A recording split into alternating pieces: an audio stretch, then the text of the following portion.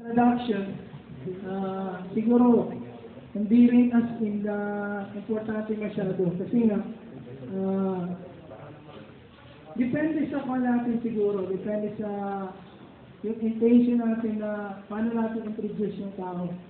Pero kasi yung ibang tao kasi, at saka nagkaroon kasi yung isang tao na kapag ipakilala mo na kumbaga yung good introduction sa kanya, siguro more or less,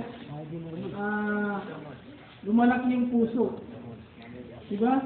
Sa inyo, pinakilala kayo, tapos nabanggit ang yung kagandang characteristics. More or less gano'n. Pero sa side ng Islam, yung mga gano'n na gano'n na ikaw na mag-handle ng mic. May sinasabi ka. Para hindi mapasukan ng shaitan yung puso mo. Or yes.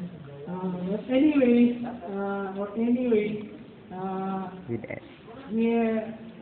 opening remarks ang pastor dito. So, open ko sa inyo, bakit nandito tayo ngayon sa General Orientation. Muslim Religious Studies Federation, actually the biggest and the richest organization of all organizations in NDU. Bakit? Siguro nagtataka kayo, bakit ko sinabi kung biggest at saka richest yung MRSF. Kasi kaliwas sa sinasabi ko, yung population natin dito sa room, kung 101, 102. Kasi nga, kakaunti lang tayo.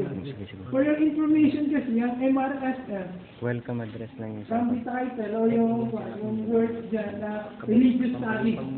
Lahat tayo siguro dito may RS. Kami wala.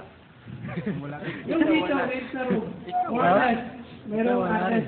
Ibig sabihin, kung isipin mo, yung RS, nakita ko na yung isa sa mga advisors natin, si Ustad or Sir Mas dito. Next sa akin, siya yung magsasalita. Kasi kanina medyo seryoso tayo, medyo ikuhan muna natin yung gano'n na status kasi baka maboring tayo masyado. Continuation. Bakit nasabi ko biggest at saka richest yung MRSF? Kasi nga lahat ng more or less ang population ng NDU is 4,500. 50 to 60% of the population are Muslims. Ibig sabihin kung first year, second year, kasi usually first, second year, pinakamaraming population dito sa NDU. More or less doon sa 50%, karamihan Muslims din.